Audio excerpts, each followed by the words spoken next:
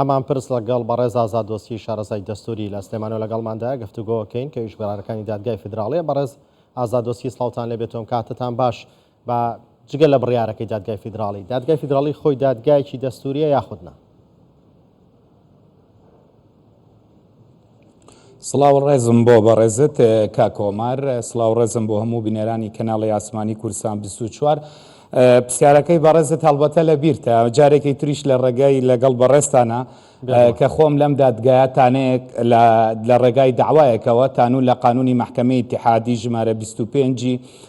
عفو ژمارە 2005 هەموارکراوە بە 25 ساڵی 2021. ئەوە بابەتێکی زۆر دوور و درێژە و لە ڕێگای داوایە کە تۆمار کرد و بۆ هەموو عێراق و ئەوانەی کە تایبەتمەندیان لە پسپۆڕی قانونی دستورە دەزانن کە ئەم دادگایە دستوریە یاخود نا. ئەگەر بچووکترین وەڵامیش بۆ بەڕێزت کە ئەم دادگایە بە سیاسی کراوە یاخود بە سیاسی نەکراوە، سەیری پێکاتەکەی بکە لە نوۆ دادوەرە بەڕێزەکە، بزانە چەنی لە پێکاتەی شیعەیە، چەنی لە پێکاتەی سونەیە، چەنی لە پێکاتەی کووردە و هەر ئەم بڕیارەکانی ئیمڕۆژ سەیری بکە.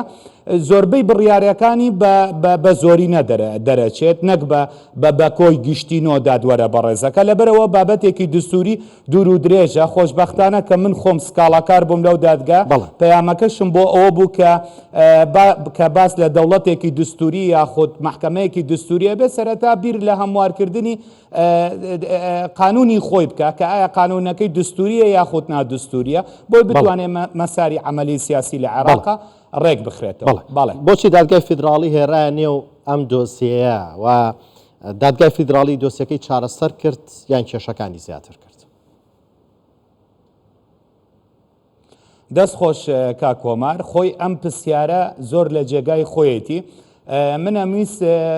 زیاتر ڕوونکەمەوە لەسەر ئەوەی بەڕێزت، بەڵام پرسیارەکە و وەڵامەکەی من دەوڵەمەندترەکە.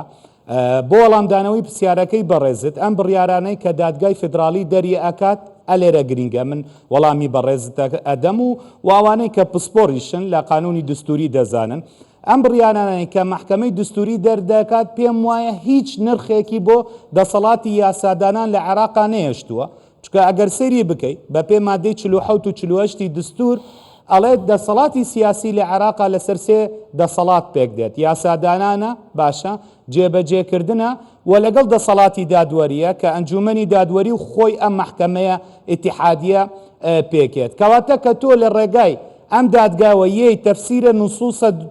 نصوصە قانونیەکان یاخود دەقە یاساییەکانەکەی، بۆ نمونە بڕیارەکانی ئیمڕۆ هەمووی تەفسیر بوو لەسەر قانونی موازنە، کەواتە پەرلەمانی خستۆتە ژێر پرسیارەوە، هەیمەنەی پەرلەمانی کەم کردوتەوە، زیاتر دەوڵەمەنی کەم لە ڕێگای ئەم محکەمەیەوە سەرۆکی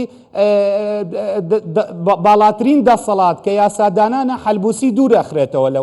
لەو دەسەڵاتە. و لە ئەسڵ هەموو وڵاتاندا ئەگەر سەیری هەر سێ دەسەڵاتەکە بکەیت، جێبەجێکردن و یاسادانان و دادوەری، ئەسڵ ئەوەیە کە دەبێت پەرلەمان نوێنەری ڕاستەقینەی خەڵک بێت. ڕاستە خۆ ئەم دادگا بەڕێزە ڕەنگە وەکو چۆن بڵێ بە پێ قانون بە ناوی گەلەوە قسە ئەکا، بەڵام بتەوێت زیاتر ئەوەی کە دەوڵەمەند بکات دەبێت دەسەڵاتی یاسادانان پەرلەمان بەهێز بێت. ئەگەر لە دەرکەمی کاتێکاتۆمار پرسیارەکەی بەڕێزت بک لە دژی هەرێمی کوردستانە یان لە بەرژەوەندی هەرێمی کوردستانە؟ ئەگەر کاکۆمار سەری ئەم دادگا بەڕێزە بکەیت، چکە کاتەکە یعنی لەوەیانە بوو من ئەمتوانی بڕیارەکان بێنم وەکو خۆم سەرەتا ئاماژەم پێ کرد لەم دادگایە دادبینیم تیابینیوە، سەری ئەم دادگایە بکە باشە بڕیارەکەی ئیمڕۆ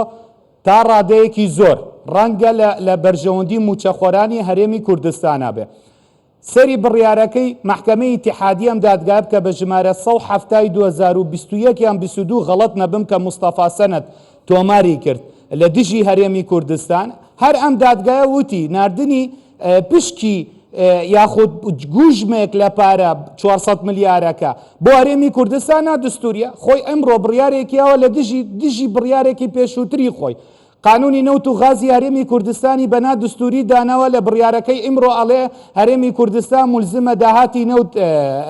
بداتە حکوومەتی ئیتیحادی لە کاتێکدا ئەم حکوومەتی فدرالی خۆی مدعی بووە لە دادگای پاریس بەوەی کە نردنی نەوتی هەرێمی کوردستان بۆیە من کورتی کەم کا کۆمار لە پێ دستور و بۆ هەموو هاوڵاتیانیش ئەزانی من خەمی من چییە کا کۆمار مەسەلە نە حزبە سیاسیە دەسەڵاتدارەکانە نە حزبە ئۆپۆزیسیۆنەکانە